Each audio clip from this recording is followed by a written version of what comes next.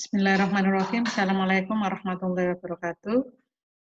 Pada kesempatan ini kita akan membahas materi tentang jaringan epitel. Baik, akan Ibu share PowerPoint-nya.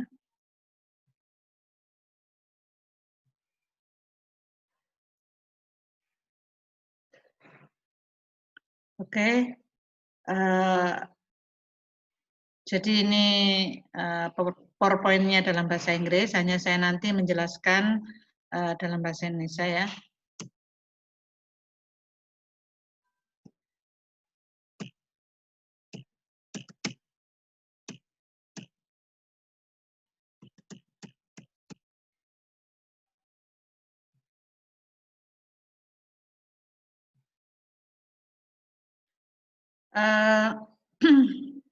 Sebagai pendahuluan, kita bahas mengenai jaringan ya.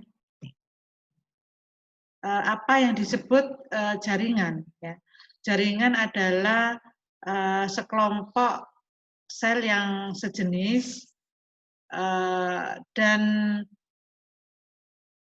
dengan fungsi tertentu nanti membentuk suatu jaringan. Jadi sekelompok atau sekumpulan sel tertentu dengan fungsi tertentu juga nanti akan membentuk semacam jaringan. Nah, jaringan itu bisa kita menyebutnya sebagai sel-sel ditambah matriks ekstraseluler. Tissue is cells plus extracellular matrix. Jadi sel ditambah matriks ekstraseluler itu kita menyebutnya sebagai jaringan ya. Ini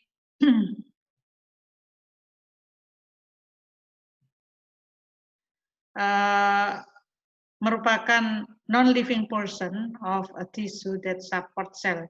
Yang disebut extracellular matrix ini adalah bagian non-living ya, jadi bukan sesuatu yang sifatnya hidup gitu ya, tetapi yang berfungsi, jadi bisa anorganik ya, tetapi mendukung sel-sel.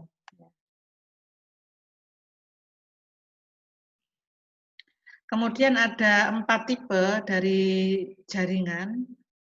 Yang pertama yaitu epithelial tissue. Second is connective tissue. Third is muscle tissue, and fourth is nervous tissue. Epithelial tissue generally have a function to as a protection, secretion, and absorption. Jadi jaringan epitel ini secara umum mempunyai fungsi untuk proteksi atau melindungi, untuk mensekresikan zat-zat yang tertentu serta absorpsi ya, untuk penyerapan. The second, connective tissue, usually the function to support soft body parts and bind structure together. Jadi namanya juga jaringan cut atau jaringan penunjang, itu fungsinya mensupport bagian tubuh yang lunak dan kemudian juga mengikatnya menjadi suatu struktur secara bersama-sama ya. The third is muscle tissue atau jaringan otot. Ini biasanya berfungsi untuk movement, pergerakan. Jadi semua bagian tubuh kita yang bisa bergerak itu karena adanya peran dari muscle atau otot. Berikutnya, the fourth is nervous tissue.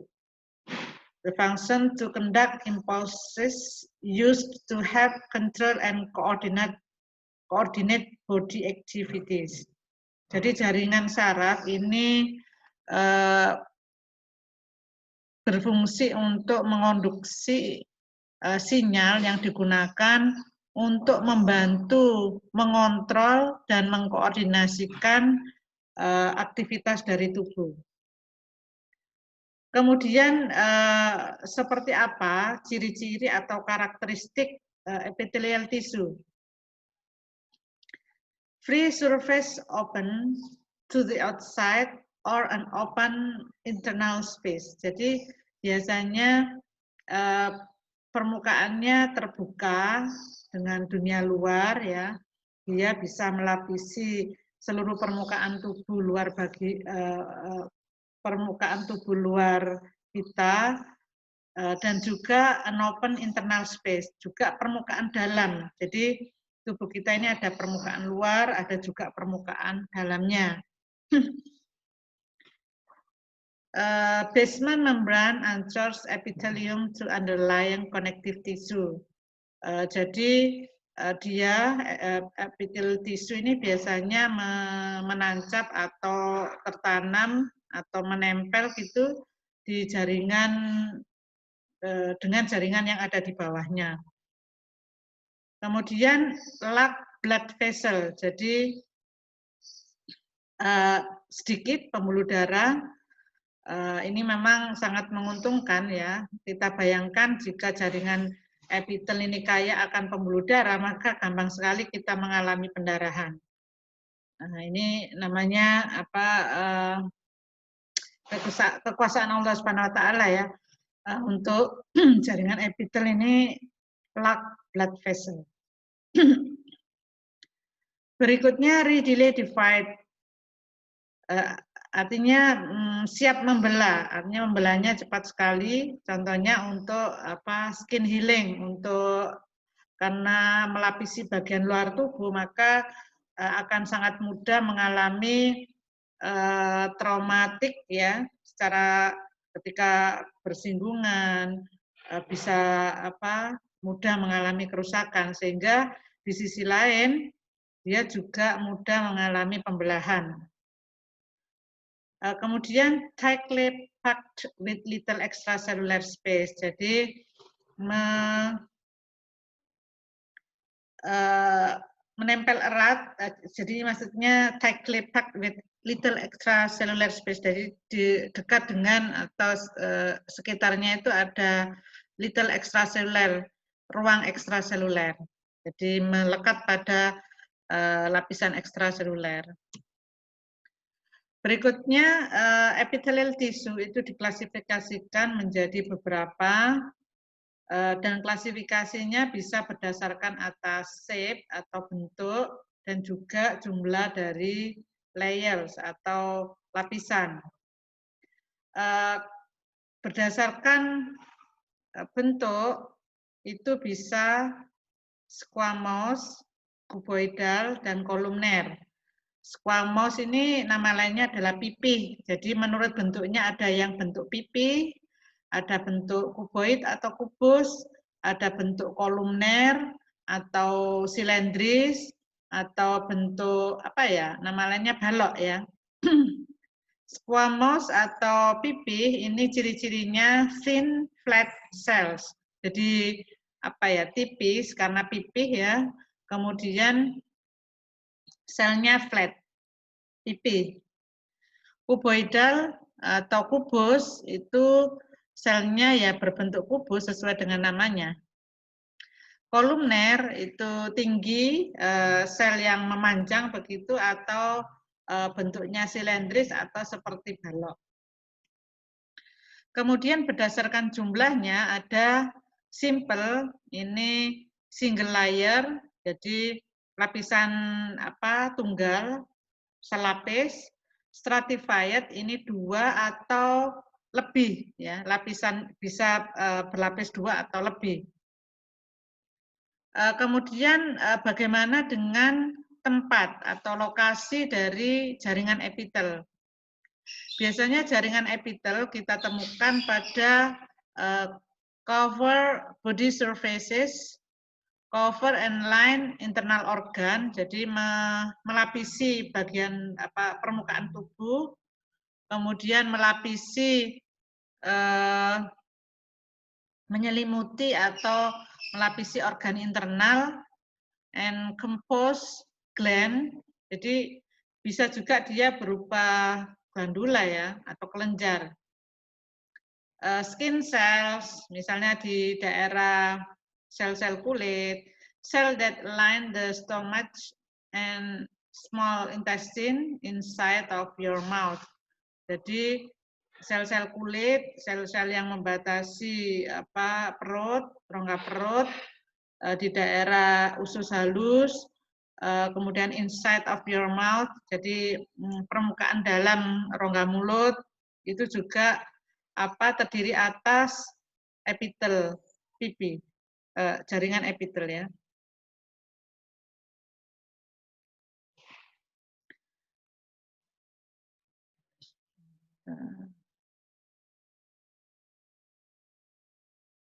Oke, berikutnya simple squamous epithelium. Sesuai dengan namanya ya, simple, selapis, squamous, pipi, epithelium. Jadi epitel selapis pipi.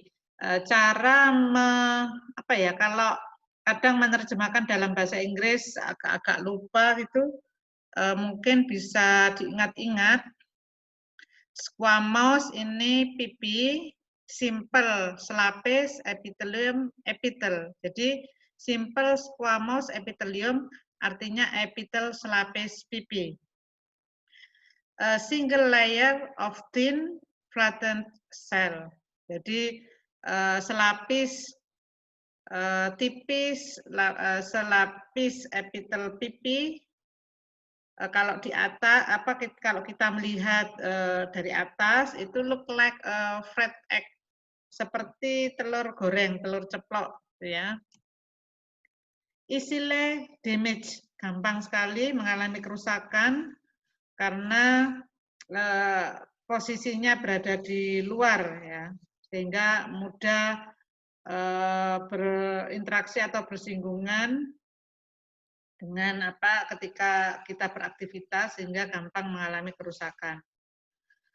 Common at sites of filtration, diffusion, osmosis, and cover surfaces. Jadi biasanya terletak di daerah yang mempunyai fungsi sebagai memfilter, filtrasi, misalnya daerah glomerulus ginjal gitu. Difusi, osmosis, jadi epitel kulit luar. Cover surfaces, mengcover atau melapisi permukaan.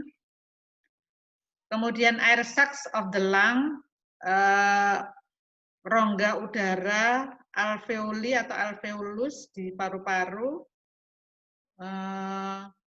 Ada epitelnya ya yang melapisi.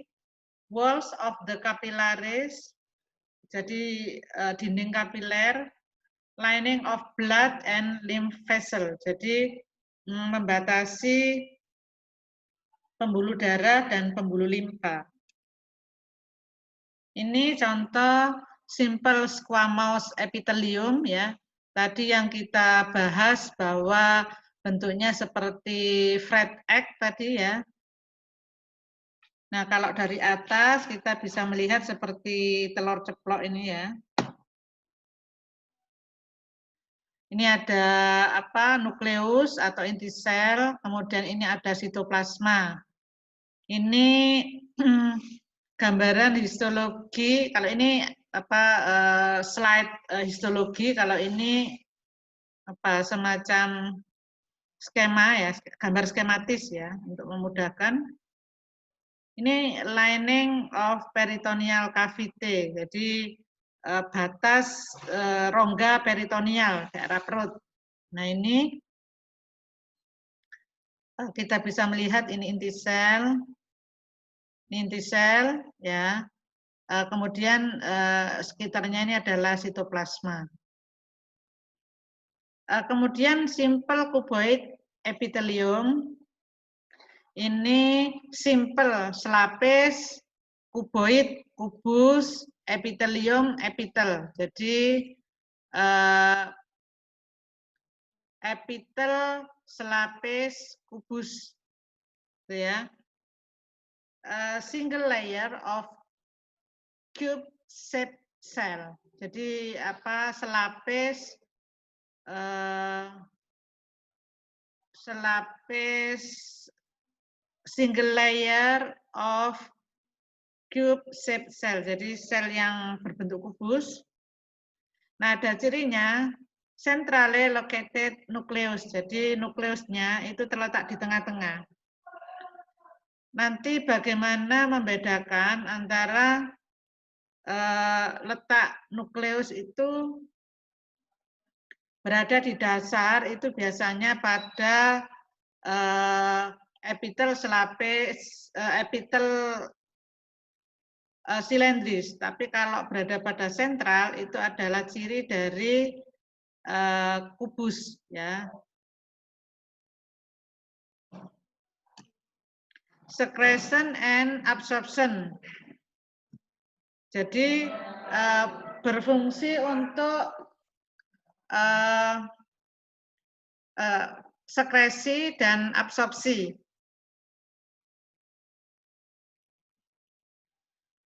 Surface of ovaries bisa kita jumpai pada permukaan ovarium, lining of kidney yang membatasi atau melapisi tubulus ginjal, and lining of duct of certain gland. Jadi pada glandula atau kelenjar tertentu. Ini adalah gambar, ini nukleusnya. Kalau kubus ini cirinya di nukleus ada di bagian sentral. Ini apa pada bagian ginjal ya dipotong, terus ini dibesarkan. Ini skematiknya, sedangkan ini slide histologinya, gambar histologi. Ini simple cuboidal epithelium, epitel selapis kubus, tidak kubus-kubus banget ya, ini ya setengah bulat gitu, dan intinya ada di tengah. Ini kidney tubule, tubulus ginjal. Berikutnya yaitu simple columnar epithelium. Simple columnar epithelium is simple selapis, columnar silindris, epithelium epitel, epitel selapis silindris, selapis apa? Kolumner. Single layer of cells that are longer than they are wide. Jadi selapis sel di mana tingginya lebih daripada lebarnya. Maksudnya kayak bentuk persegi panjang gitu ya. Kolumner itu seperti bentuk persegi panjang. Jadi kalau kubus itu panjang dan lebarnya, sisi panjang dan sisi lebarnya sama, sehingga disebut sisi. Sedangkan kalau balok atau persegi panjang itu sisinya ada yang lebih panjang daripada lebarnya. Nucleus located near basement membrane.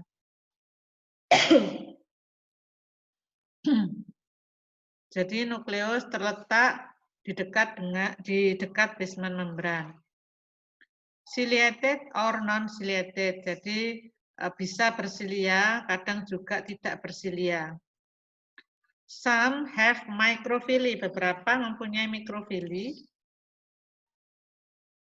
Goblet cell secrete mucus, jadi sel-sel goblet bisa mensekresikan semacam lendir ya yang sifatnya mukus. Mukus itu kental.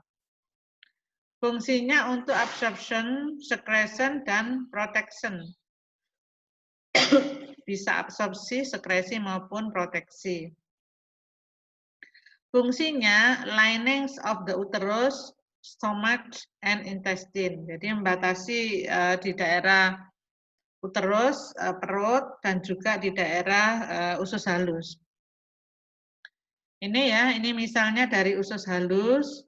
Ini kita ambil sedikit. Nah, ini skematisnya seperti ini yang disebut simple columnar silindris. Itu bentuknya sisinya lebih panjang daripada lebar. Jadi maksudnya bentuknya silindris atau persegi panjang lah. Nah, nukleusnya lebih ke arah basal membran, jadi ada di dekat basal membran. Seperti ini, this is nucleus, sitoplasma, microfilli, some have microfilli, some no ya. Jadi kadang punya microfilli, kadang tidak. Ini connective tissue, basement membrane, nucleus. Oke. And then pseudostratified columnar epithelium ya. Jadi apa bahasa Indonesianya ini? Pseudostratified columnar epithelium. Jadi epitel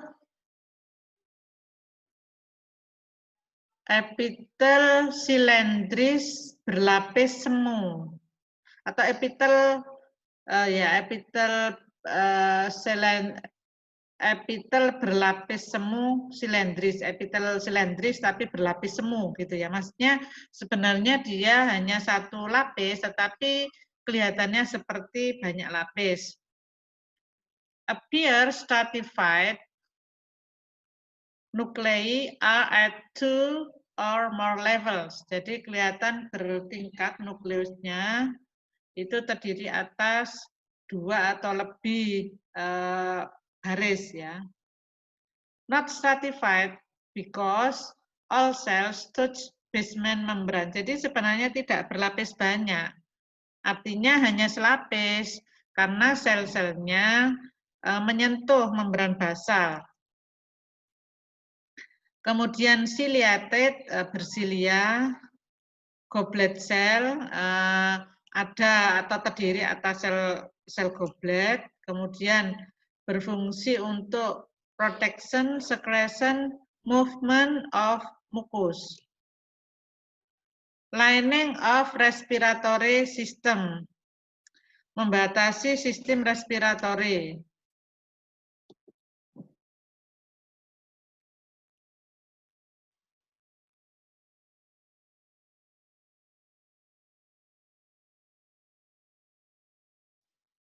Berikutnya adalah pseudostratified ciliated columnar epithelium. Ini ya gambarnya.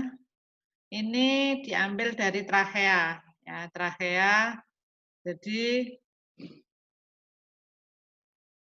pseudostratified ciliated columnar epithelium. Jadi ada cilia, ini ada sitoplasma, ada nukleus, ada basement membran.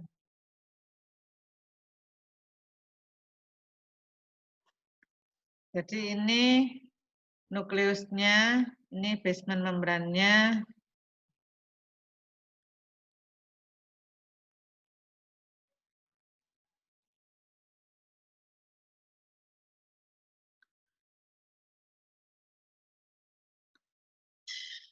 Oke. Kemudian stratified squamous epithelium. Jadi epitel berlapis pipi berikutnya. Terdiri atas many layers of flattened cell, jadi beberapa lapis dari sel-sel pipi, named based on appearance of top layers of cells. Dinamakan epitel berlapis pipi ini dasarnya pada top layers of cell, jadi permukaan yang paling atas dari sel-sel, permukaan paling atas dari sel. Jadi sel-sel untuk epitel berlapis pipi bagian bawahnya itu nanti bentuknya tidak pipi. Nanti bisa kita lihat pada gambar ya. Fungsinya terutama untuk protection atau perlindungan. Bisa ditemukan outer layers of skin, lining of oral cavity pada rongga mulut, throat, vagina, and anal kanal ya, daerah vagina kemudian anal saluran anal. Ini contoh gambar dari stratified squamous epithelium. surface of tongue, permukaan lidah ya. Ini stem cell. Epitel berlapis pipi itu pada bagian dasar itu bentuknya kubus, kemudian dia membelah-belah gitu hingga permukaan dia berbentuk agak pipi. Ini squamous superficial cells, stem cell ya.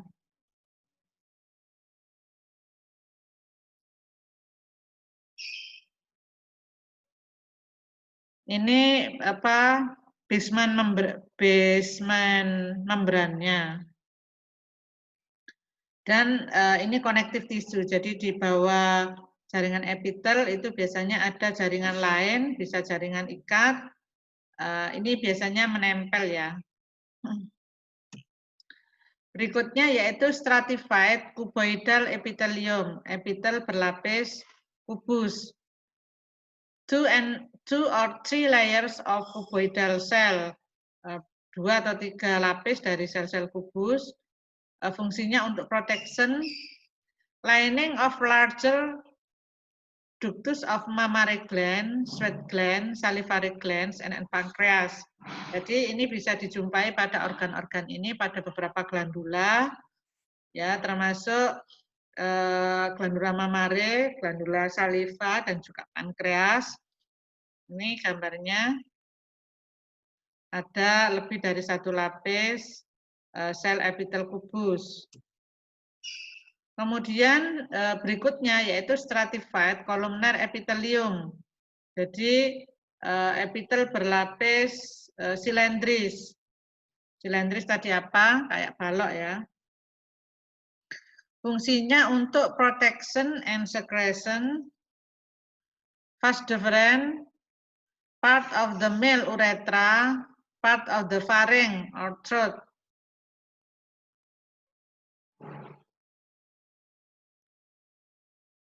Jadi ini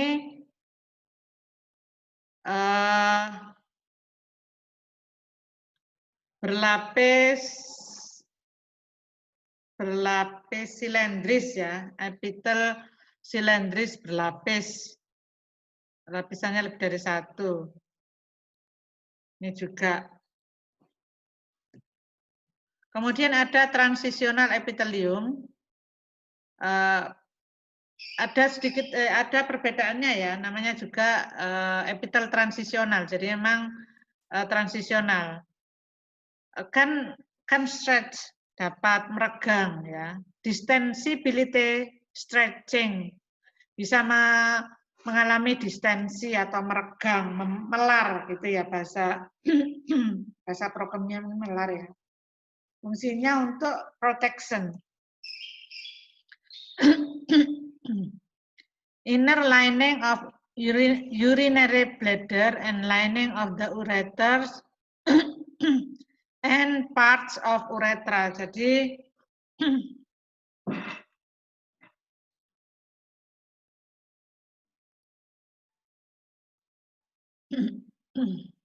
pada bagian apa innernya vesika urinaria, ureter maupun uretra ya.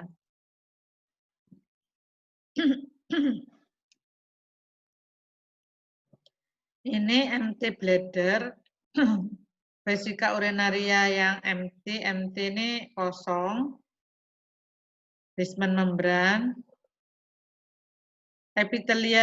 epithelium relaxed, jadi connective tissue and smooth muscle layer, urinary bladder, di kelenjar urin, connective tissue, jaringan ikat penunjang, dan smooth muscle layer, jaringan otot ya. Ini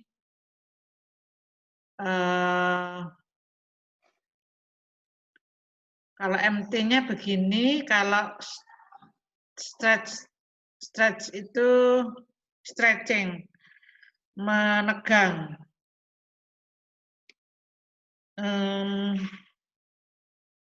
bentuknya menjadi lebih gemuk ya, lebih bulat. Ini ketika full bladder, jadi ketika vesika urinarianya penuh. Kalau ini vesika urinarianya relaksasi kosong. Kalau ini stretching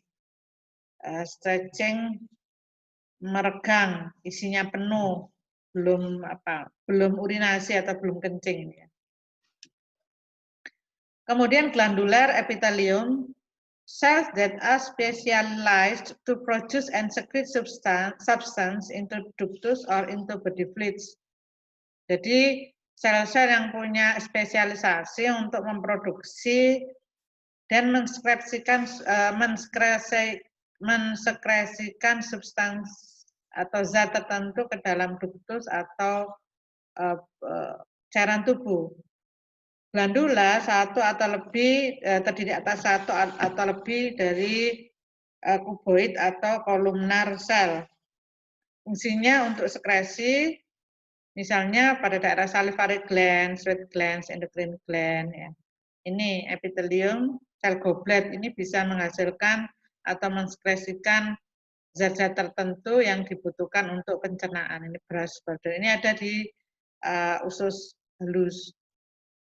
Kemudian ada eksokrin, ada endokrin ya. Eksokrin itu mensekresikan substansi ke dalam ductus yang permukaannya open onto surfaces, jadi permukaannya terbuka. Skin or lining of digestive tractus, jadi saluran pencernaan. Sedangkan endokrin secrete substance into tissue, fluid, or blood. Jadi kalau eksokrin ini biasanya punya saluran khusus. Kalau endokrin tidak punya, sehingga langsung diskresikan melalui cairan tubuh atau darah. Ya. Ini hasilnya kita menyebutnya hormon. Substance-nya itu hormon. Kalau eksokrin, substance-nya biasanya enzim. Ya.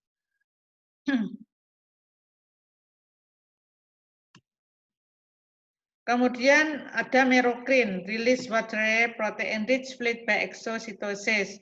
Jadi ini contoh eksokrin gland atau kelenjar eksokrin itu ada jenisnya merokrin, itu mengeluarkan rilisnya berupa water, jadi cair gitu. Protein yang kaya akan exocytosis berupa glandula saliva, sweat gland. Kalau apokrin lost small portion of their cell body during secretion. Jadi biasanya bagian kecil dari sel tubuhnya, bagian selnya sendiri, sel kelenjarnya ini ngikut jadi terlarut ngikut gitu ya selama sekresi. Misalnya pada mammary gland atau earwax. Lilin di telinga itu ya. Kalau holokrin itu entire cell lysis, jadi semua selnya itu ikut lysis, breaks apart during secretion. Jadi selnya ikut lysis selama proses sekresi itu. Contohnya glandula sebasea pada daerah kulit.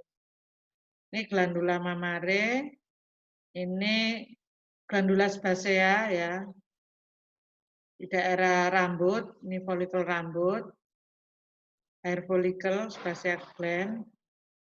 Terus ini glandula saliva, ini contoh dari merokrin, contoh dari contoh dari kelenjar yang sifatnya merokrin, glandula mame yang sifatnya apokrin, sebagian dari selnya ikut terlarut, sedangkan ini sebasea itu holokrin, seluruh selnya ikut. Kemudian ada serus, ada mukus. Serus itu typically water with lots of enzyme.